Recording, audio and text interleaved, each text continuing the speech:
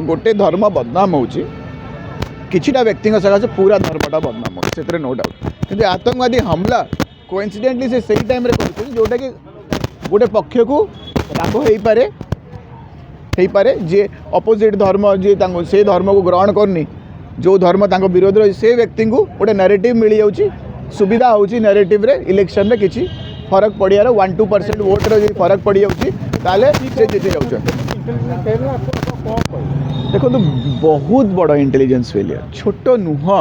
आपण 10 वर्ष सी ने कंपेयर करदे सागे सागे क्या कहले ए मनमोहन सिंह समय 4टा होता आकर केतटा होता इंग्लीश ये मुँह लुचे फिर भी 10 वर्ष 15 वर्ष तले टेक्नोलोजी जहाँ थी इने से अच्छी आपण रेवेन्यू से अच्छी आपण एक्सपेंडिचर आर्मी और इंटेलिजेंस माने डिपार्टमेंट्स को से अच्छी कि आपंकर जी प्रगति होती हिसाब से परसेंटेज बढ़ुँ जी प्रगति होती हिसाब से इंटेलिजेंस बढ़ुँ से हिसाब से सॉफ्टवेयर आसगलानी से हिसाब से हार्डवेयर आसगला तो से एरिया को एरिया केमी माने मैच करेंगे आप प्रति 3 वर्ष में पूरा एंटायर टेक्नोलोजी एंड सॉफ्टवेयर माने सिस्टमटा ही चेंज हो तो आप माने आर्टिफिशियल इंटेलिजेंस धरिक भी धरी पार्टी से मैक्सिमम यूज होची आजिकल टेररिज्म माने ये सब जिन को आतंकवादी को धरिया तो आश्चर्यर कथा जे से बहाना मारे ये आपण बड़े होता आम बड़े कमॉन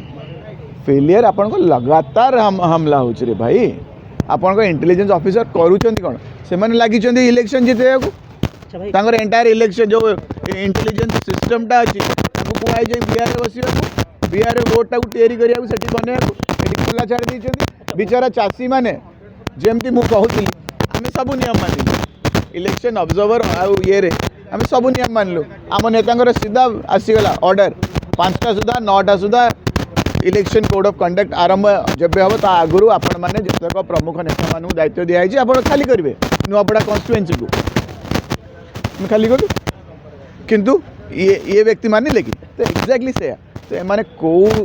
माने ना डिसिप्लिन अच्छी ना एमाने क्या सुरक्षित रखिपारे लगातार आतंकवादी हमला होची लगातार डेवलपमेंट पर भी आतंकवादी हमला होची एत बेलू जी आतंकवादी हमला है श्री अमित शाह जी जदि टिके भी नेतृत्व था तो रेजिग्नेशन टेंडर ही ना कहूना आउ जब मनमोहन सिंह समय जो होम मिनिस्टर था आपण मीडिया भाई मैंने छाड़ी था आपण मैंने डरुंच अमित शाह इंटरव्यू नहीं पारे आपण मैंने ना ना नहीं पारे से कांग्रेस चैनल नहीं पार से धोखा चैनल को पचारे नहीं पार तार सत्साहस अच्छी गोटे थोड़ा क्वेश्चन पचार home minister who is responsible पचारे भाई साहब कोई गुजराती को डाकी दियो ना कोई हिंदी वाला कि अमित शाह जी ये हमले पे कौन कौन कौन है जिम्मेदार आप बोल सकते हैं क्या कौन है जिम्मेदार कह सी पचारि पारे आप पचारि आप जानते काली सका आप ही नथिबे जदि जी पचार देला ये क्वेश्चन से दिन न था न रही तो धन्यवाद दिंतु से जो अपोजिशन पार्टी मान को धन्यवाद दिंतु जो मैंने विरोधी दल में अच्छी तापर भी आवाज उठे पार्टी जो मैंने दीपद कही पार्टी आपड़ जोटा डरिकी करना आम करूँ मुझे पचार कौन जिम्मेदार है भाई और कब जिम्मेदारी लोगे और कब तक रेजिग्नेशन दोगे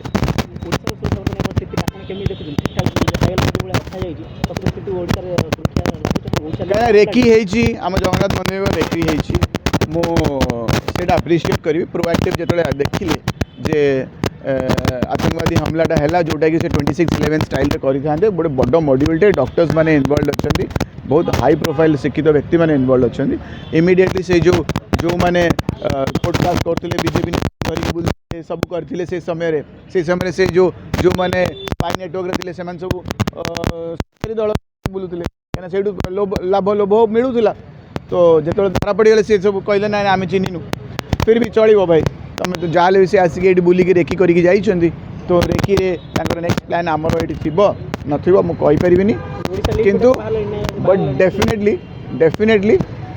इलेक्शन समय रे आतंकवादी हमला कोइंसिडेंस नुह कहीं लगातार होची तो आ उपरे मु भाबुची किछि ना किछि इंडिपेंडेंट इनक्वारी हवा दरकार एथरे किछि एक्सटीरियर इंटीरियर आम देश भीतर इंटीरियर फोर्सेस ना तो जे यही समयटा को यूज करिया चेष्टा कर हिंदू मुस्लिम फाइट अधिका हेल्ले किसी गोटे दल को जी धर्म को लेकिन लड़ाई कर लाभ हम बोली तो ये गोटे क्वेश्चन मार्क तो मन में अच्छी समस्त मन में अच्छी से अंधभक्त मन में अच्छी किंतु से कहींपरेनि अंधभक्त किंतु मन भर अच्छी जे सब इलेक्शन है कि कहीं हमलाटा हो तो सहीटा भी गोटे बहुत अप्रोप्रिएट क्वेश्चन पचार भाई यहाँ समाज को भी आउपर किसी माने तथ्य काढ़िया पड़ो आ सत कथा को माने उजागर करा पड़ो कहीं एथे बहुत निरीह जीवन गुड़ा जाऊँ।